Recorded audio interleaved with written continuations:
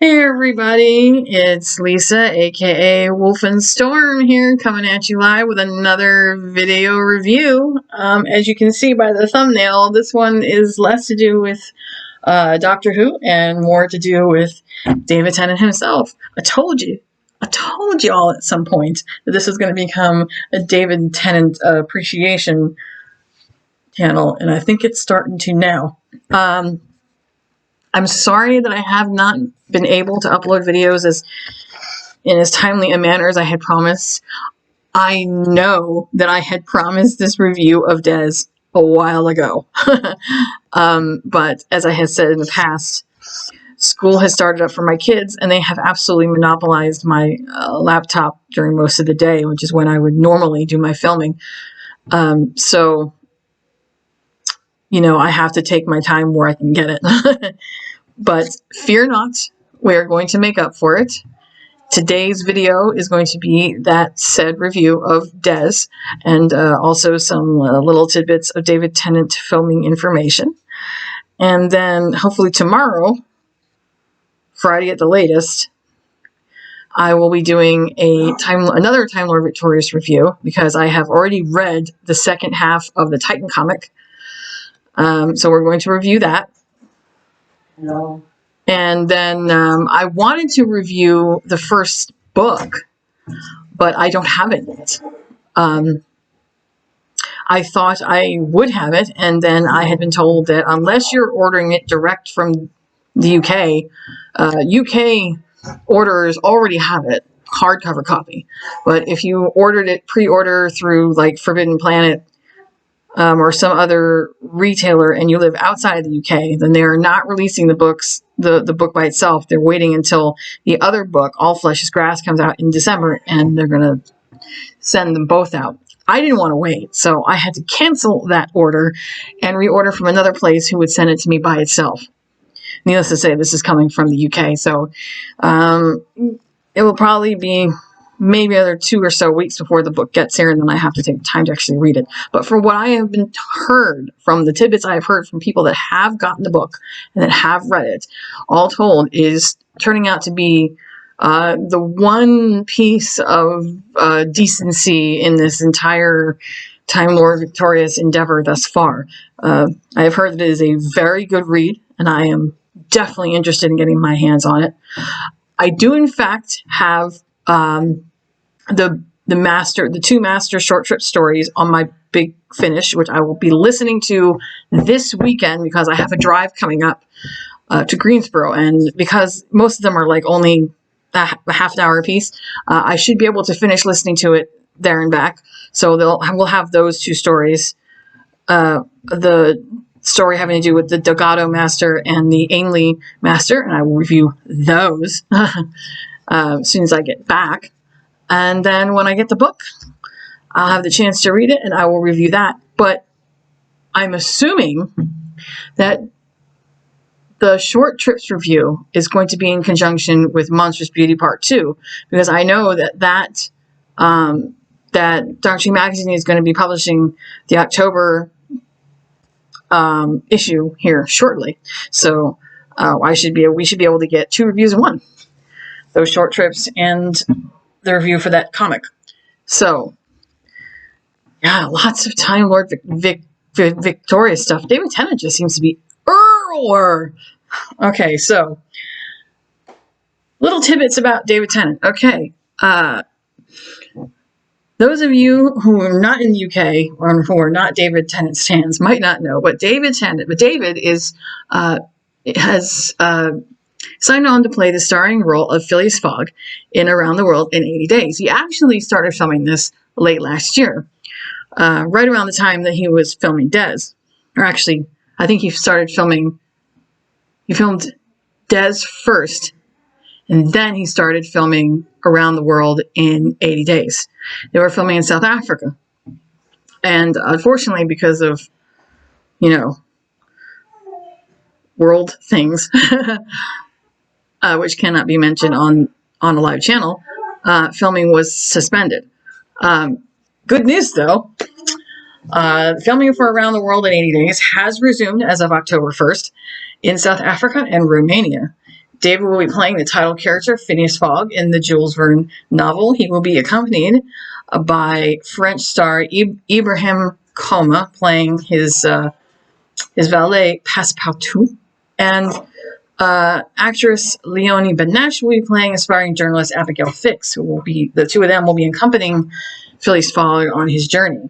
I have not read this book myself, but I mean, most people who know classic literature are very well aware of Around the World in 80 Days. And even if you haven't even if you haven't read the book, there have been numerous adaptations in movies and on TV over the years.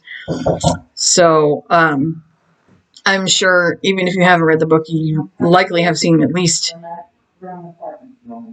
one adaptation of this, of this book. So I don't think anyone is too unfamiliar with the story. Basically, Phileas is in part of a gentleman's club. This is kind of in Victorian England, and I don't think he fits into the gentleman's club too well. He doesn't quite like their hoity-toity ways, and they bet him £20,000 that he cannot circumnavigate the globe in 80 days. And just to show them up, he decides to take them up on this bet. And the book is pretty much his adventure and all the different places that he sees as he circumnavigates the globe and all the craziness that ensues. So knowing David Tennant as we do, this is like the picture perfect role for him. It's very I don't want to drop Doctor Who references in there, but it's very much in David's wheelhouse to play that eccentric, kind of cheeky traveler, charming type. So I definitely have a feeling that he will do very well in this role, and I look forward to it. So yes, filming has resumed. They were able to get one episode in the can before world stuff happened, and it's a 8-episode miniseries. So now they have resumed filming. I'm sure you've all noticed. If any of you have seen David's little Twitter videos that he makes to advertise for his David Tennant Does a Podcast With. Oh, and by the way, next week David Tennant does a podcast with, guess the fuck who? Billy Piper. Do not miss it. Do not miss it. Once in a lifetime opportunity, peoples. Do not miss it. Anyway, when he was advertising for the one for this week with Neil Gaiman, he was wearing a mask, but you could tell that he had definitely shaved. The sideburns had made a glorious return, and I'm fairly certain that a mustache was hiding underneath that mask. Because if you look up there in the picture, you'll see that his character definitely has a stash and the sideburns. If you zoom in that picture, which, when I first saw this picture, I noticed something unusual, and I had to zoom in just to see if I was right. And when I did zoom in, guess what I saw? Blue contact lenses.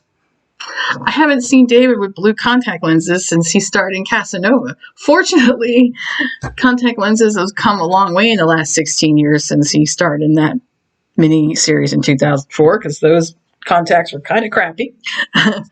But yeah, he definitely has blue eyes. Not for nothing. I mean, David Tennant looks good at anything, but I will never knock those beautiful brown eyes. I miss that. But I guess the character in the book must definitely have blue eyes. I mean, if it wasn't such a big deal, they probably wouldn't have changed it, but it must be a big deal. So there you go. If you haven't noticed, I guarantee you, if you zoom the picture in, you will notice. Okay, so that's our little tidbits of David Tennant information. Funny thing is, a lot of people online have been talking about the fact that David seems to be getting a lot of work as of late, most specifically with Doctor Who. Another piece of David Tennant information. Recently, last weekend, we had the opportunity to listen in the virtual panel for New York Comic Con for Doctor Who. It was basically a retrospective of the last two seasons, season 11 and 12. We had a Moderator and the guests were Jodie Whittaker, Mandeep Gill, Yaz Khan, and Bradley Walsh. Sorry, my mind drew blank right there. Bradley Walsh, who plays Graham O'Brien. They were basically just talking about their experiences on the show, what they liked best, what they thought of the writing and the action and everything that they've been through since being on the show. And fortunately, while that wasn't too much to speak of, the panel was actually a bridge panel, because it went from that panel straight to another panel involving Time Lord Victorious. That special guest was Luke Goss, who's basically the creator of the Time Lord Victorious and multimedia event. There wasn't really anything that he described that we didn't already know. It was basically stuff that we were already well aware of. We did get a sneak peek at the Daleks animated series, which is slated to come out, I think, first or second week of November. Looks pretty okay. I don't know exactly how it ties into the overall story arc, but it looks pretty okay. And then we got a third bridge panel, which had to do with the 2 new PC/console games coming out featuring Doctor Who. And one is a Weeping Angel game. I don't think it involves any doctors. I think it's a standalone game where you're the character and you're fighting the Weeping Angels. The Doctor may figure in there somewhere. I'm not sure, but there is definitely a link to that. There's a trailer for that, and I will post that up there and down there in the description so you can get a look. But the far more interesting trailer was for another game that is a team up once again between the 13th Doctor and the 10th Doctor. Details are a bit sketchy for this, but again, it's one of those weird. It's not a Time Lord Victorious game. It's just a weird sort of team up event. And I know a lot of people are saying, what the hell? Because they feel like every time the 13th Doctor is given some sort of merchandise or some sort of tie-in, that David Tennant just kind of pops up right there to steal her thunder. I don't think that's what he's trying to do. But I'm not stupid, and I know the BBC isn't stupid. They know what sells. And unfortunately for them, it's not the 13th Doctor. It's not Chibnall era stuff. I know that people are like, well, what about other Doctors? They could do 9th Doctor or the 8th Doctor. But the thing is, they are. There have been so much more sales generated for Christopher Eccleston's Big Finish audio, for the 8th Doctor's audios. Big Finish just dropped a brand new trailer this morning for a whole new set of audios that they're doing for the War Doctor. This is like right after he first becomes the War Doctor, when he still looks young, and it's right at the beginning of the Time War, and it's basically like his story that we haven't quite gotten yet. Obviously, John Hurt is not going to be reprising the role because he's deceased, but whoever the actor was that they got to do the voiceover is like pitch perfect. And those sales have been going through the roof. So it's not like it's just all about David Tennant. But I can understand why David Tennant's face tends to crop up on a lot of things. One, because the fact is he sells. You put his face on something with Doctor Who, people going buy it. It's David Tennant. Matt Smith's face isn't out there too much, I guess, because I don't think Matt Smith wants to do any audios. You can't put somebody's face on a piece of work if they don't want to do it. I don't know if they haven't asked him or not. Maybe they have, and maybe he has said no. I don't know. Peter Capaldi, I know for a fact, is really busy right now doing Suicide Squad. So he obviously doesn't have the time.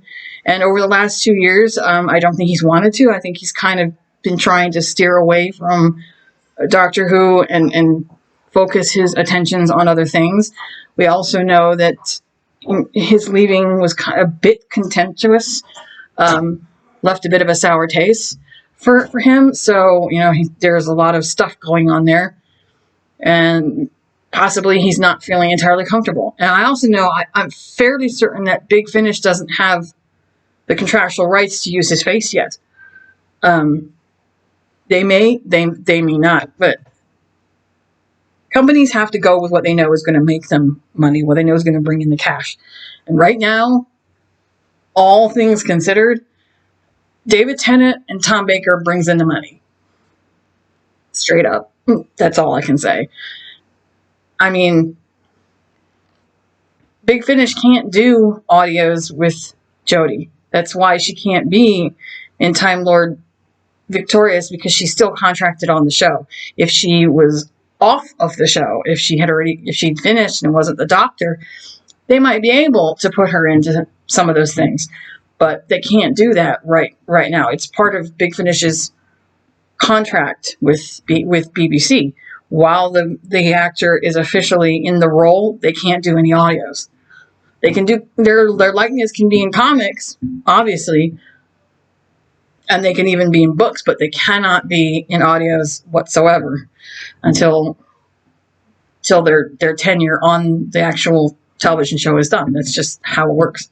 So I don't know what else to really tell you. I mean, if the Chibnall era is your cup of tea, if Jodie is your thing and you wanted it to be this big spectacular deal and you want her to have all this stuff, I feel for you.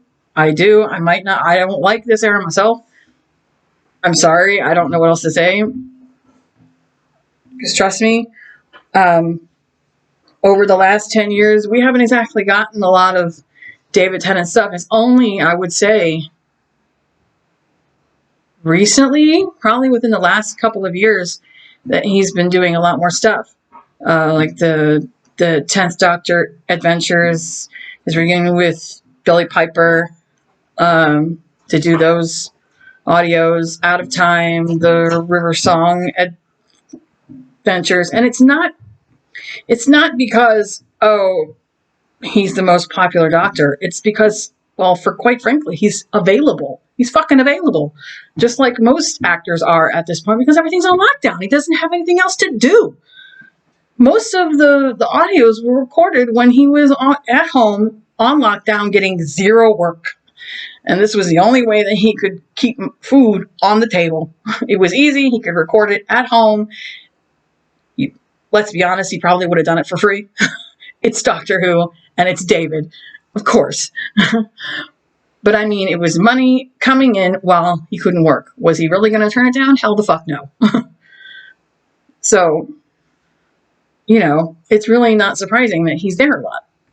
Circumstances being what they are. But anyway, moving on. The meat of the video. We are doing a review of Des. I had meant to do this back in September when it originally came out, because I know you're probably thinking, oh, she lives in the U.S., so she probably couldn't get her hands on it. No. I had my ways. I definitely got my hands on Des the week that it came out. I have my ways. So Des is a sort of docudrama mini series, 3 episodes on ITV, starring David Tennant as the title character, Dennis Nilsen, who was a serial killer in the late 70s and early 80s in the UK, specifically in the Muswell Hill area of London. Oddly enough, David Tennant himself had actually lived in that area when he originally first moved to London. I think it was back in the late 90s, early 2000s, when he, left Scotland and moved to London to get his acting career going. And it was when he moved to London in that area that he was given the book that Brian Masters wrote based on Des's life. He read it and immediately became interested in the character and not necessarily like enjoying what the man did, but interested in trying to understand how a person becomes that way. And I think for David, this has been a bit of a passion project for him for quite a few years now, many years. He just wasn't able to have the opportunity to do it until now. And they got very lucky when they produced this. They just barely managed to finish filming right before the global stuff happened. So any later, and it would have likely come out much later than it did. So it stars David Tennant as Dennis Nilsen, the title character. Daniel Mays plays Detective Chief Inspector Peter J., who is the main police officer investigating this crime. And Jason Watkins plays the biographer Brian Masters, who meets with Des in prison over a number of years, getting to know him, understanding him, and taking copious amounts of notes. Ultimately, writing this book that this movie this mini series is based off of. Not only am I going to be reviewing Des itself, but I will also be reviewing the documentary that was aired that Thursday. The 3 episodes were aired successively Monday, Tuesday, and Wednesday. And then Thursday night, they aired a documentary called Des, the life of Dennis, the life of Dennis Nilsen, and it was narrated by David Tennant. It was very well done. Very, very well done. So I just want to say, before I get into this, that as David has said in almost every interview that he's given, this docudrama was not made to glorify anything that Des did. It was not made to glorify him as a person. Absolutely not. They went to great pains to ensure that the actual acts of murder, what he did to these men, was not shown on camera. They didn't really even show the bodies or body parts. They went to great pains to keep that out of the film because that wasn't what it was about. The film was about his arrest and how the police officers investigated it, how they coped dealing with the knowledge that they let this man roam free for 5 years and had no idea about what he was doing. He totally managed to kill all of these people under the radar without them knowing about it. So they had to live with that on their conscience. And then you have the point of view of Brian Masters, who from the moment that Des goes to jail while he's awaiting trial, Masters is there talking to him, getting to know him, taking notes,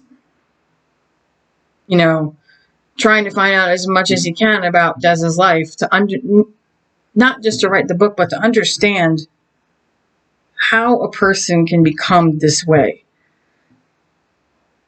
The story was very much a cathartic experience, I think, for not just the viewers, but for the victims. They took great pains to honor the victims, absolutely. And I will be the first person to admit that what caught my eye on this was at first David. But I've always been kind of a true crime fan, so just because David was in it doesn't necessarily mean that I was going to watch it. It would have to be something that would draw me in. The story around it, you just can't ignore it. And David being in it just makes it all the better. But when I watched it, I didn't think I was going to have such an emotional and visceral response. And it wasn't even about David. Him being on screen did not give me that emotional response. The the emotions I felt welling up inside me came out in the scenes in the police station, in the bullpen with the officers when they were investigating these crimes. Every time they had to bring in the families of the victims and to explain to them that this is what happened to their son or to their father, their uncle, whatever, child, and have to deal with the reactions of these people. Because on one hand, you could tell that the families felt some sense of relief that they at least had answers, that they finally knew what happened to their, to their loved one. But at the same time, there's also a sense of anger and bitterness that the police would let this happen. See, the problem was that most of these murders took place between 1978 and 1983. And at that time, especially in the UK, the situation over there was not great. London, specifically South London, was a hotbed for crime, homelessness, and the gay community was a large one. And they were largely underrepresented, underreported, and basically just like cast off. When they were assaulted, attacked, the police generally dismissed them or didn't want to deal with them. And it really is wrong. The idea that they couldn't trust the police to have their best interests at heart simply because they were gay. A lot of them were homeless, living on the streets. Some of them were teenagers who had just come to London for a holiday to see the city. Some just came to visit friends and got tangled up in things. Some were just hitting the pub to have a drink and were just unlucky enough to happen to be in a pub that Des was at. So he basically hunted young men between the ages of 14 and I would say late 20s, 27, 28. Most were homosexual, homeless. Some weren't, though. Some were just kids who would either run away from home or were on vacation or were just taking a day trip. And he would usually pick them up in bars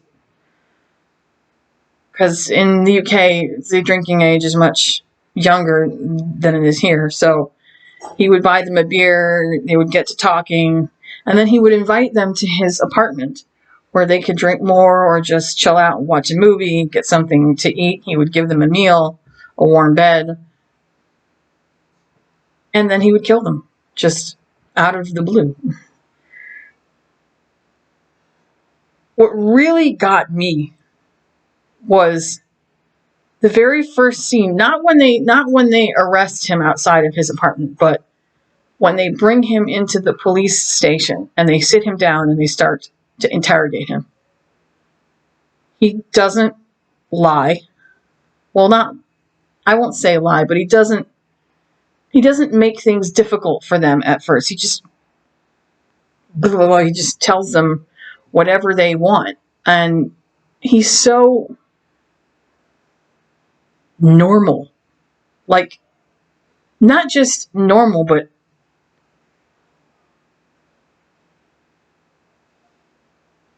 normal in a disturbing way.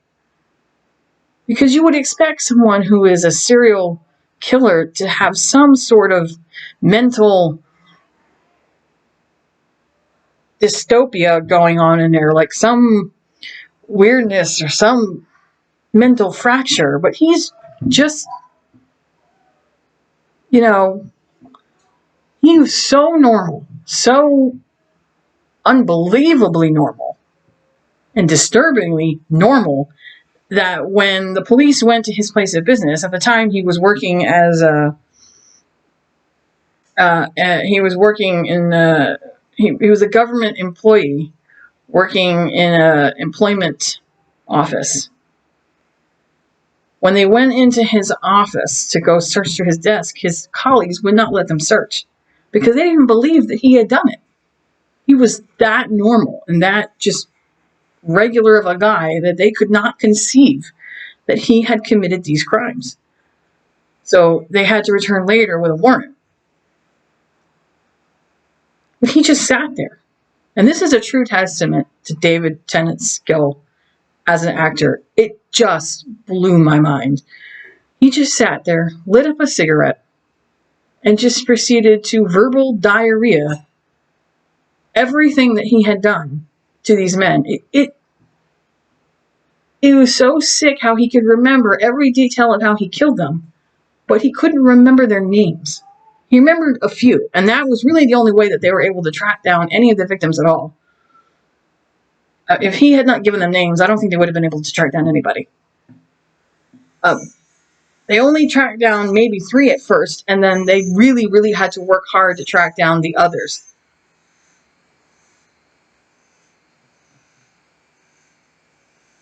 Every time that they had to bring the family member of a victim in, I could feel my heart just pounding and the tears welling up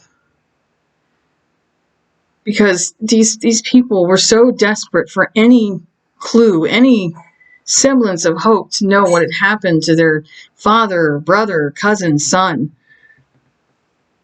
And then when they finally found out what had happened, it was like a mixture of resignation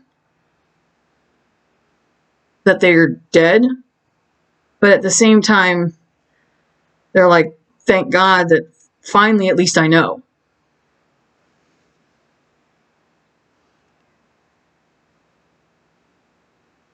Because you could tell in their eyes they were clinging onto the littlest bit of hope that maybe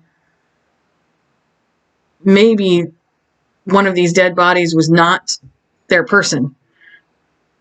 And that, that faintest bit of hope that their person was still alive. And then others were hoping that they weren't because they were tired of not knowing. They just wanted some sort of closure. But the worst was there was a woman who had come in at the last minute. She was one of the last victims that they managed. Her husband was one of the last victims that they managed to identify. And it was only through Peter Jay's unbelievable skill as a detective when he fingerprinted the tourism books. And they managed to know for certain that this woman's husband was there. They wanted to add him to the list of Des's victims, but they couldn't because the investigation was taking so long that the Scotland Yard was wanting to cut it off. They said, look, you've got enough. You've got 6 victims. He's going to go to jail for the rest of his life. Adding more is just stupid. But Jay was like, are you kidding? These people deserve to have that justice. Yeah, we know he's going to go up for life, but there's other victims that no one will ever know about. And that's ultimately what this whole thing was about. Honoring the victims and making sure that people understood who these young men were. That they weren't cast-offs or runaways or the dregs of society. They were somebody's brother, somebody's son, somebody's father, somebody's cousin, somebody's friend that ultimately disappeared. And even the one that managed to survive, that managed to escape, never really stopped being haunted by what had happened and ultimately wound up dying a lot younger than I'm sure he would have liked, because he suffered with that knowledge of what had happened to him. It was said that David Tennant literally threw himself into this role. Not only, I mean, we already know he does kind of bear a passing resemblance to Des, but he deliberately kept himself away from most of the cast for most of the filming, which I know had to be kind of difficult because he actually knows Daniel Mays, who plays Chief Inspector Peter J. They worked together in Good Omens not so long ago. So, and it is hard for David, because anybody that knows David Tennant knows he's a very personable, loving, charming, bubbly, funny guy who's, great to be around on set. So for him to kind of push himself away from the rest of the cast couldn't have been easy. But he did it with a purpose, because he wanted that rift to be there, so that when he was in the scenes with the rest of the cast, there wouldn't be that warmth, There would always be that chasm between them. And then when he started, in on playing this character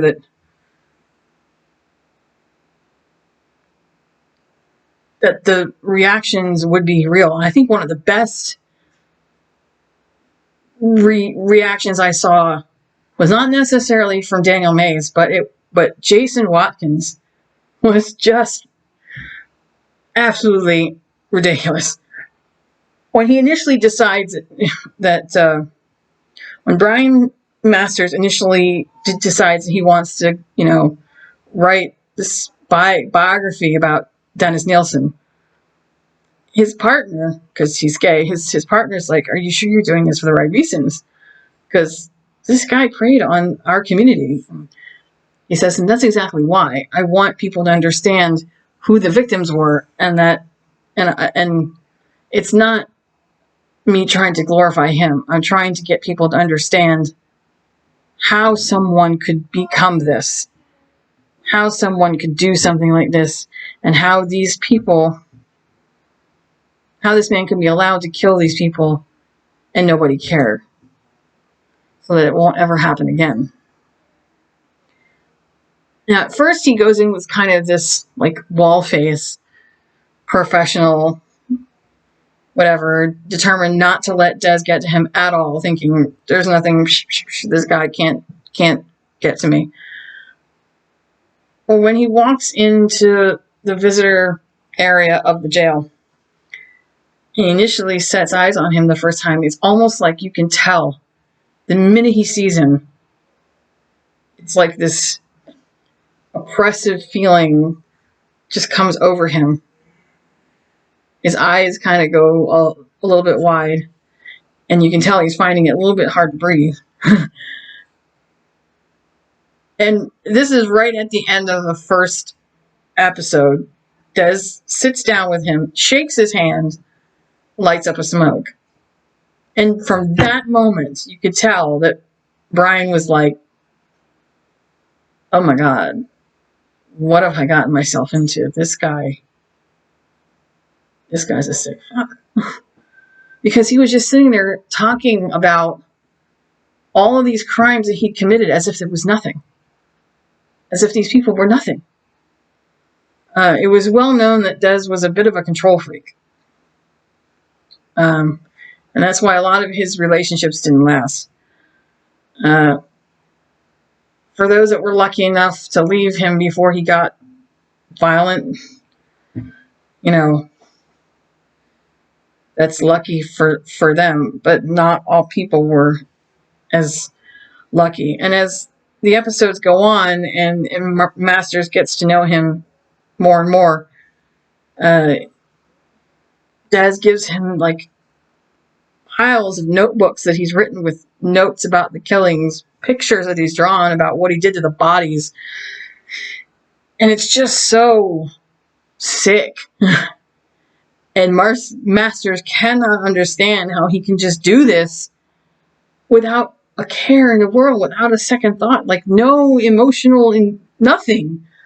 The only thing that he seemed to be emotionally invested in was his dog, Bleep. That's the only thing he ever asked about was Bleep.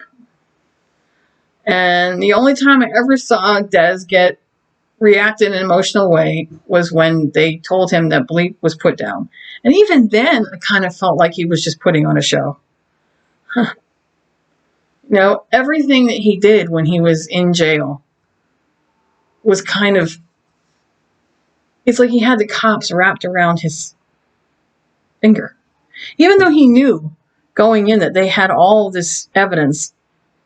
And just so y'all know, the only reason the cops knew anything about this at all was because someone in his apartment complex had called to complain to the plumbers that the pipes were stopped up. And who do you think made the phone call? Nilsen himself. And the pipes were stopped up because when he killed these people, he used to chop up the bodies and put them in the drain. And that's why everything was stopped up. He called the cops basically on himself. It was almost like he was wanting to get caught. It's like he had the theatricality in this was ridiculous. It's like he had this entirely played out from the beginning. He gave them everything that they wanted to know about the killings except the names. And he would just feed them the information piece by piece. I'm certain he knew the names. I know he knew the names of these men. Because Dennis was the type of person that would not have forgotten it. But I think he was playing with the cops from day one to see how much psychological torture they could take as the days and the months went on and on and on, them trying to identify all these bodies, because they were getting immense pressure from Scotland Yard to wrap it up because of all the money that it was taking and the manpower that it was taking to investigate. Peter J. was losing his mind. He wanted to keep going because he was determined to get justice for as many victims as he possibly could. But Scotland Yard was like, look, you've got 6, that's plenty enough. At the end of the day, I think they managed to identify at least 7 or 8, but he was only sent up on 6. The surprising thing was at the end of the second episode, when he was in court, they were sure that he was going to plead guilty. I mean, they had piles of evidence, bags. I mean, just all kinds of evidence. They even had his signed confession and the mountains of evidence from both of his flats. There was no way that he could wiggle out of this. They were certain that he was going to give a guilty plea, and then he surprised them all. Brian Masters especially. I think I remember that look on his face when he was sitting there. Masters was in the courtroom every single day during the trial when Des stood up and gave a non-guilty plea, saying that he was pleading insanity or diminished capacity. The look on Brian Masters' face, because I know Jay had said to him, by you giving him this attention, this is why he feels like he can pull this shit. Lead us around on a leash like a fucking dog. Because he knows that we're going to come as soon as he calls saying, oh, I've got this or I've got this. It feeds into his ego. And you're feeding into his ego by writing this fucking book. So he feels like he doesn't have to plead guilty because we're gonna give him whatever he wants and treat him like a fucking king because we need to identify all these bodies. And at first, Masters is trying to get Jay to understand that that's not what it's about. But when it starts coming down to the wire and he sees that Des has pled not guilty, and that means they're going to have to put all the victims' families through the horror of a trial, to have to relive all this whole huge nightmare. I think Masters realized that he he had gone down a rabbit hole with Des that he wasn't going to be able to come out of. I mean, yes, he was obviously going to finish the book and publish it, but I think some part of him was blaming himself. He felt like it was his fault that it had gotten that far, that if he had just stayed away, that maybe, Des wouldn't have gotten the ego boost. Because towards the end of it, the only person he would talk to was Masters. He was talking to the cops pretty freely at first, but after a while, he stopped cooperating with the officers, and he would only talk to Masters. And it was after the not guilty plea that Masters finally gave up all the notebooks that Des had written while he was in jail. And this is part of that, and Detective J's own brilliance, determination to keep going was what also helped him to identify more bodies. I don't know if, other than the 6, if any of them will ever truly know justice because of what Nilsen did. It's a true stark testimony to how bad off the world was then, and the fact that it's not that much better now, honestly. That these people fell through the cracks because nobody wanted to care. The police just fobbed them off because they were homeless or teenagers or gay. It is said that after that, a lot of laws changed. A lot of new laws came on to the books to ensure that this wouldn't happen again, because it made the police look like a bunch of assholes, that they had let this guy roam free for 5 years.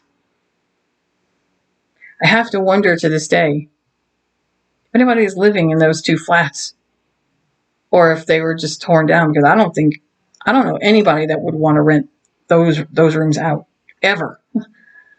I mean, it's just. So the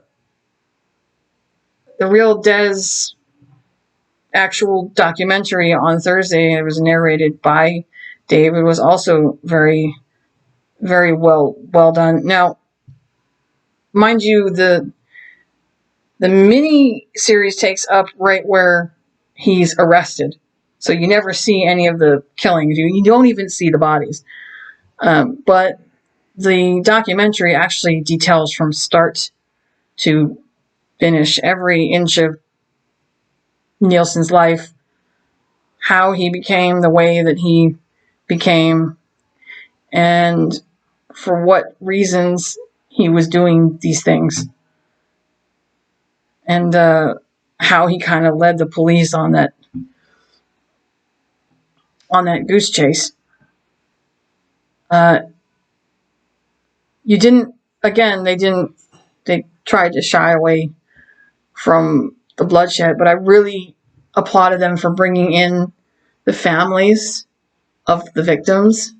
And again, it just really chokes you up, because even though it's been now 30 plus years, 35 or so years since he was arrested, nothing's changed. I mean, these people are still suffering with loss. These people are still,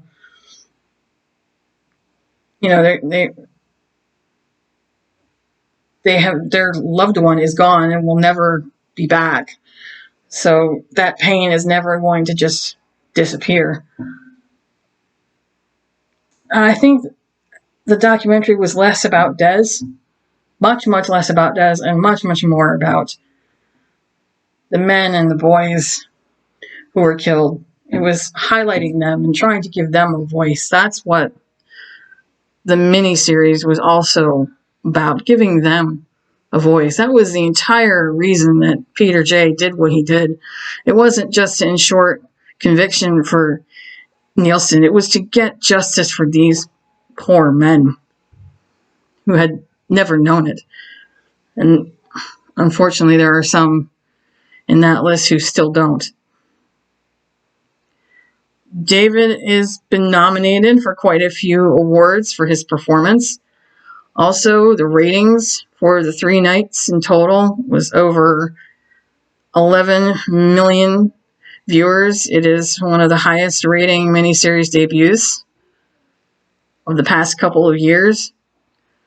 I'm telling you that if he had done this miniseries in the United States, there is no doubt in my mind he would be receiving an Academy Award.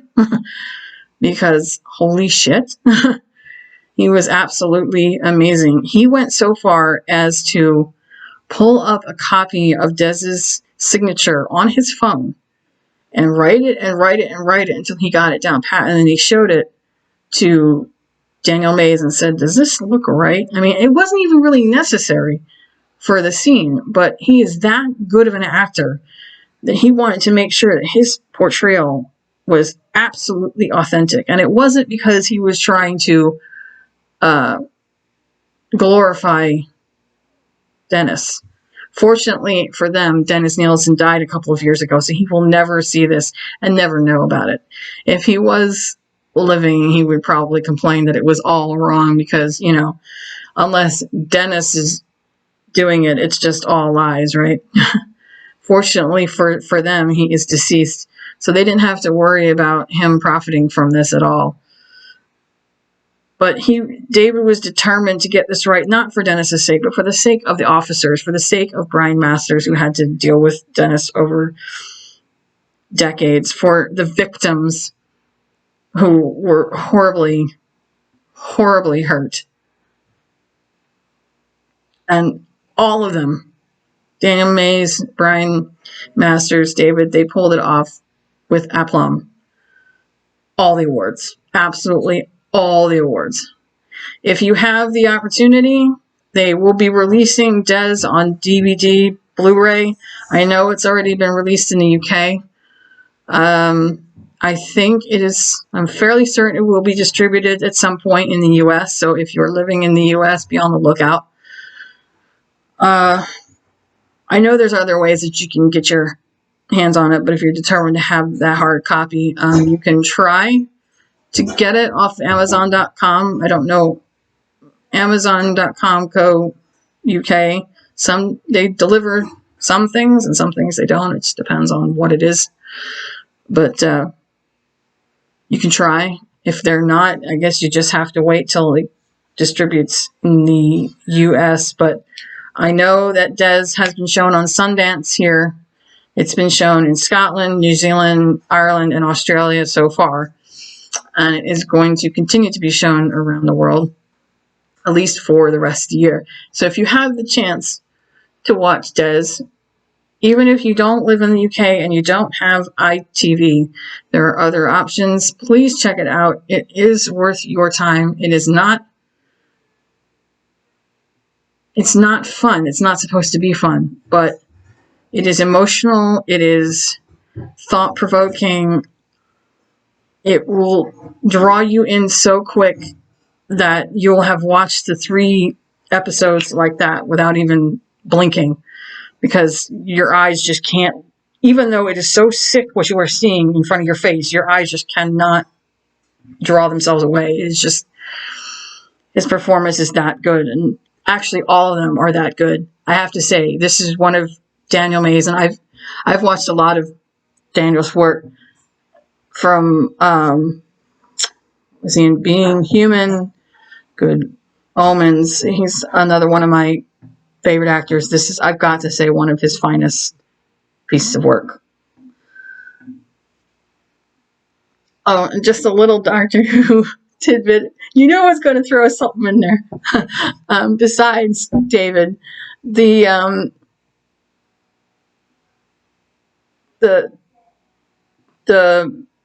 police officer who's in charge of the unit, not Peter J, but Peter J's boss, is played by the same actor who is in season 2 or series 2, episode 7 of Doctor Who, The Idiot's Lantern. He played the owner of the electronics store, the one who was responsible for the wire.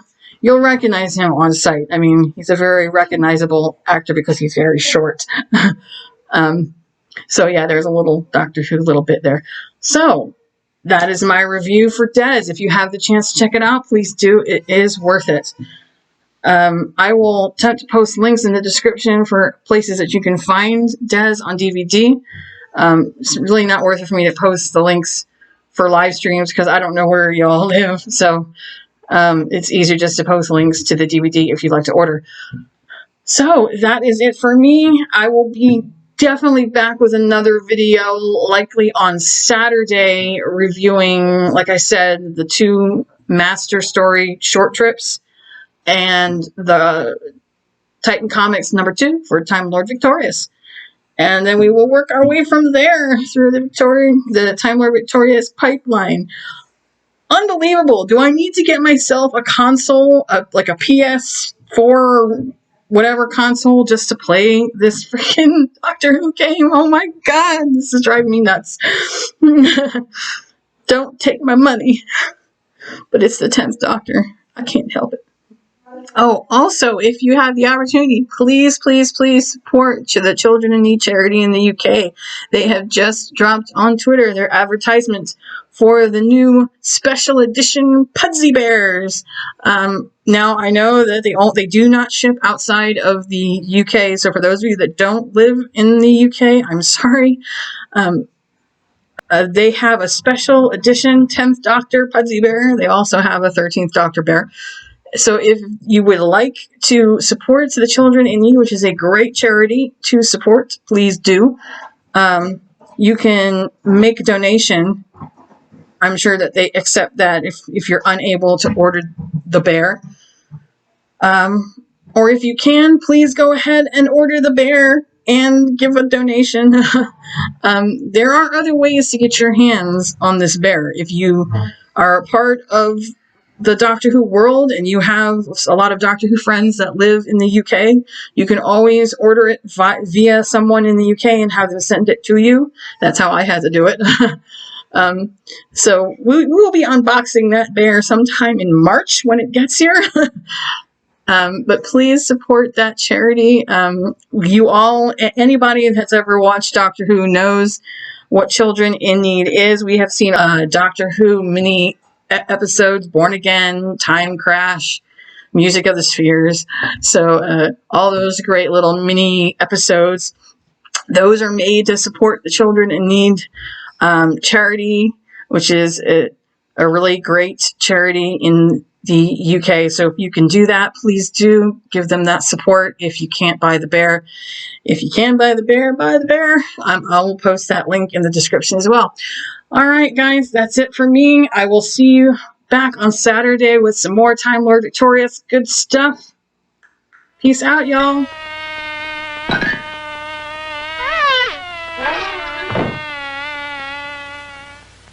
Good night.